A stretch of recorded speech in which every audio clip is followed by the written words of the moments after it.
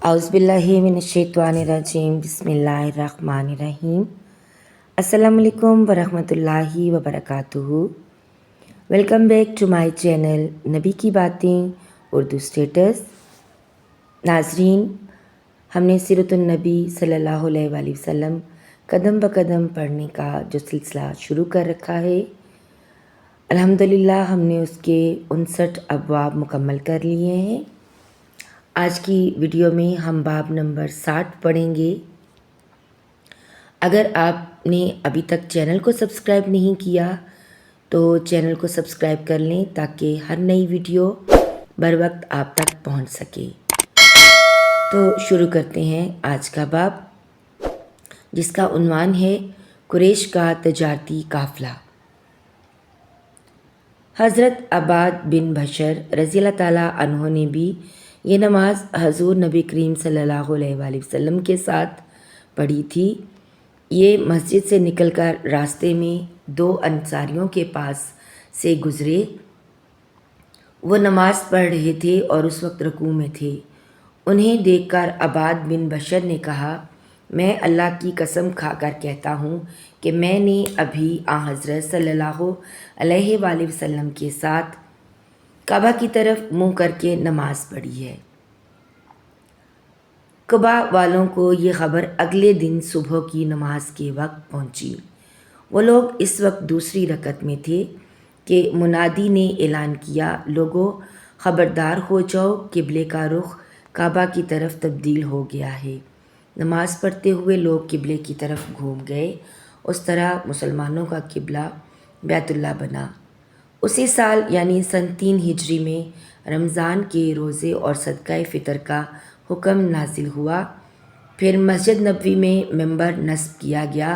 جب تک ممبر نہیں بنا تھا، آپ صلی اللہ علیہ وآلہ وسلم کھجور کے ایک تنے سے ٹیک لگا کر کھڑے ہوتے تھے اور خطبہ دیتے تھے۔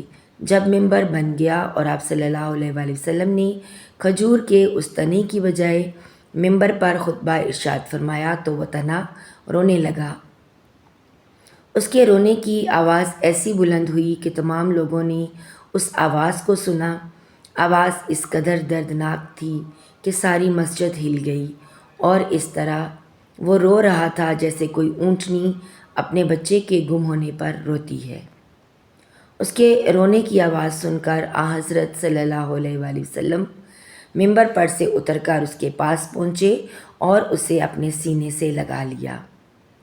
اس کے بعد اس میں سے ایک بچے کے سسکنے کی آوازیں آنے لگیں۔ حضور اکرم صلی اللہ علیہ وآلہ وسلم نے اس پر پیار سے ہاتھ پھیرا اور فرمایا، پرسکون اور خاموش ہو جا۔ تب کہیں جا کر اس کا رونا بند ہوا۔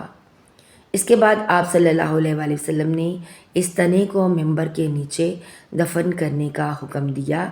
آپ صلی اللہ علیہ وآلہ وسلم نے ایک بار ارشاد فرمایا، میرے گھر اور میرے ممبر کے درمیان کی جگہ جنت کے باغوں میں سے ایک باغ ہے، یعنی یہ مقام جنت ہی کا ایک مقام ہے۔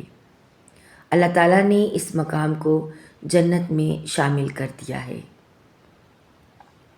ناظرین، پچھلے صفحات میں ہم نے پڑھا تھا کہ قریش کے ایک تجارتی قافلے پر حملے کی غرض سے آپ صلی اللہ علیہ وآلہ وسلم روانہ ہوئے تھے، لیکن جب آپ صلی اللہ علیہ وآلہ وسلم عشیرہ کے مقام پر پہنچے تو قافلہ اس مقام سے گزر کر شام کی طرف روانہ ہو چکا تھا۔ چنانچہ آپ صلی اللہ علیہ وآلہ وسلم واپس تشریف لے آئے تھے۔ پھر آپ صلی اللہ علیہ وآلہ وسلم کو اطلاع ملی کہ وہ قافلہ شام سے واپس آ رہا ہے اور اس سامان تجارت کا منافع مسلمانوں کے خلاف استعمال ہوگا۔ اس لیے آپ صلی اللہ علیہ وآلہ وسلم نے حکم دیا، قریش کا تجارتی قافلہ آ رہا ہے، اس میں ان کا مال و دولت ہے، تم اس پر حملہ کرنے کے لیے بڑھو، ممکن ہے اللہ تمہیں اس سے فائدہ دے۔ ادھر اس قافلے کے سردار ابو سفیان تھے۔ یہ قریش کے بھی سردار تھے۔ یہ اس وقت تک ایمان نہیں لائے تھے۔ فتح مکہ کے موقع پر ایمان لائے۔ ان کی عادت تھی کہ جب ان کا قافلہ حجاز کی سرزمین پر پہنچتا تو جاسوسوں کو بھیج کر راستے کی خبریں معلوم کر لیتے تھے۔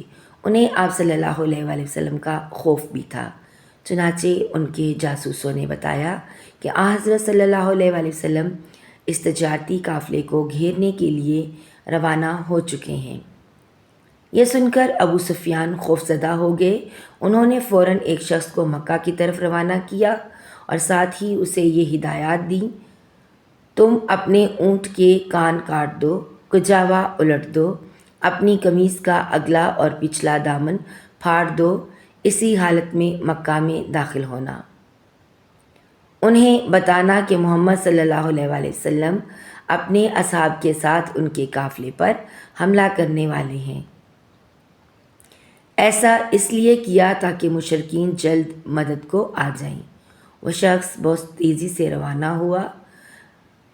ابھی یہ مکہ پہنچا نہیں تھا کہ وہاں عاتکہ بنت عبد المطلب نے ایک خواب دیکھا۔ حضور نبی کریم صلی اللہ علیہ وآلہ وسلم کی یہ پھوپھی تھیں۔ یہ معلوم نہیں ہو سکا کہ بعد میں یہ اسلام لے آئی تھیں یا نہیں، روایات میں اختلاف پایا جاتا ہے۔ کچھ روایات کہتی ہیں کہ یہ ایمان لے آئی تھیں، جبکہ کچھ میں ہے کہ انہوں نے اسلام قبول نہیں کیا تھا۔ خواب بہت خوفناک تھا۔ یہ ڈر گئیں۔ انہوں نے حضرت عباس کو اپنا خواب سنایا، لیکن اس شرط پر سنایا کہ وہ کسی اور کو نہیں سنائیں گے۔ انہوں نے پوچھا، اچھا ٹھیک ہے، تم خواب سناؤ، تم نے کیا دیکھا ہے؟ عاتکہ بنت عبد المطلب نے کہا، میں نے خواب دیکھا کہ ایک شخص اونٹ پر سوار چلا آ رہا ہے، یہاں تک کہ وہ ابتخ کے پاس آ کر رکا۔ ابتخ مکہ معظمہ سے کچھ فاصلے پر ہے۔ وہاں کھڑے ہو کر اس نے پوری آواز سے پکار کر کہا، لوگو، 3 دن کے اندر اندر اپنی قتل گاہوں میں چلے جانے کے لیے تیار ہو جاؤ۔ پھر میں نے دیکھا کہ لوگ اس کے ارد گرد جمع ہو گئے ہیں۔ پھر وہ وہاں سے چل کر بیت اللہ میں داخل ہوا، لوگ اس کے پیچھے پیچھے چلے آ رہے تھے۔ پھر وہ شخص اونٹ سمیت کعبہ کی چھت پر نظر آیا، وہاں بھی اس نے پکار کر یہ الفاظ کہے۔ اس کے بعد وہ ابو قبیس کے پہاڑ پر چڑھ گیا، وہاں بھی اس نے پکار کر یہ الفاظ کہے۔ پھر اس نے ایک پتھر اٹھا کر لڑکایا، پتھر وہاں سے لڑکتا پہاڑ کے دامن میں پہنچا تو اچانک ٹوٹ کر ٹکڑے ٹکڑے ہو گیا۔ پھر مکہ کے گھروں میں سے کوئی گھر نہ بچا جہاں اس کے ٹکڑے نہ پہنچے ہوں۔ یہ خواب سن کر حضرت عباس نے کہا، اللہ کی قسم عاتکہ، تم نے بہت عجیب خواب دیکھا ہے، تم خود بھی اس کا تذکرہ کسی سے نہ کرنا۔ حضرت عباس رضی اللہ تعالیٰ عنہ وہاں سے نکلے تو راستے میں انہیں ولید بن عتبہ ملا، یہ ان کا دوست تھا۔ حضرت عباس رضی اللہ تعالیٰ عنہ نے خواب اس سے بیان کر دیا اور وعدہ لیا کہ کسی کو نہیں بتائے گا۔ ولید نے جا کر یہ خواب اپنے بیٹے عتبہ کو سنا دیا۔ اس طرح یہ خواب آگے ہی آگے چلتا رہا، یہاں تک کہ ہر طرف عام ہو گیا۔ مکہ میں اس خواب پر زور و شور سے تبصرہ ہونے لگا۔ آخر 3 دن بعد وہ شخص اونٹ پر سوار مکے میں داخل ہوا جسے حضرت ابو سفیان رضی اللہ تعالیٰ عنہ نے بھیجا تھا۔ وہ مکہ کی وادی کے درمیان میں پہنچ کر اونٹ پر کھڑا ہو گیا اور پکارا، اے قریش، اپنے تجارتی قافلے کی خبر لو، تمہارا جو مال و دولت ابو سفیان لے کر آ رہے ہیں اس پر محمد صلی اللہ علیہ وآلہ وسلم حملہ کرنے والے ہیں، جلدی مدد کو پہنچو۔ اس تجارتی قافلے میں سارے قریشیوں کا مال لگا ہوا تھا، چنانچہ سب کے سب جنگ کی تیاری کرنے لگے۔ جو مالدار تھے انہوں نے غریبوں کی مدد کی تاکہ زیادہ سے زیادہ افراد جنگ کے لیے جائیں۔ جو بڑے بڑے سردار تھے وہ لوگوں کو جنگ پر ابھارنے لگے۔ ایک سردار سہیل بن عمرو نے اپنی تقریر میں کہا، اے قریشیو، کیا یہ بات تم برداشت کر لو گے کہ محمد صلی اللہ علیہ وآلہ وسلم اور ان کے بے دین ساتھی تمہارے مال اور دولت پر قبضہ کر لیں؟ لہٰذا جنگ کے لیے نکلو، جس کے پاس مال کم ہو اس کے لیے میرا مال حاضر ہے۔ اس طرح سب سردار تیار ہوئے، لیکن ابو لہب نے کوئی تیاری نہ کی۔ وہ عاتکہ کے خواب کی وجہ سے خوفزدہ ہو گیا تھا۔ وہ کہتا تھا عاتکہ کا خواب بالکل سچا ہے اور اسی طرح ظاہر ہوگا۔ ابو لہب خود نہیں گیا، لیکن اس نے اپنی جگہ آس بن حشام کو 4000 درہم دے کر جنگ کے لیے تیار کیا، یعنی وہ اس کی طرف سے چلا جائے۔ ادھر خوب تیاریاں ہو رہی تھیں۔ ادھر حضرت صلی اللہ علیہ وآلہ وسلم مدینہ منورہ سے روانہ ہوئے۔ مدینہ سے باہر بئر عتبہ نامی کنویں کے پاس لشکر کو پڑاؤ کا حکم دیا۔ آپ صلی اللہ علیہ وآلہ وسلم نے صحابہ کرام رضی اللہ تعالیٰ عنہم کو اس کنویں سے پانی پینے کا حکم دیا اور خود بھی پیا۔ یہیں آپ صلی اللہ علیہ وآلہ وسلم نے حکم فرمایا مسلمانوں کو گن لیا جائے۔ سب کو گنا گیا۔ آپ صلی اللہ علیہ وآلہ وسلم نے سب کا معائنہ بھی فرمایا۔ جو کم عمر تھے انہیں واپس فرما دیا۔ واپس کیے جانے والوں میں حضرت اسامہ بن زید اور رافع بن خدیجہ، برا بن عازب، اسید بن ظہیر، زید بن ارقم اور زید بن ثابت رضی اللہ تعالیٰ عنہم شامل تھے۔ جب انہیں واپس چلے جانے کا حکم ہوا تو عمیر بن ابی وقاص رونے لگے۔ آخر آپ صلی اللہ علیہ وآلہ وسلم نے انہیں اجازت دے دی، چنانچہ وہ جنگ میں شریک ہوئے۔ اس وقت ان کی عمر 16 سال تھی۔ ناظرین، یہاں پر ہمارا آج کا باب اختتام پذیر ہوا۔ اگر آپ ویڈیو دیکھتے دیکھتے یہاں تک پہنچ گئے ہیں تو لائک اور شیئر کرنا مت بھولیے گا۔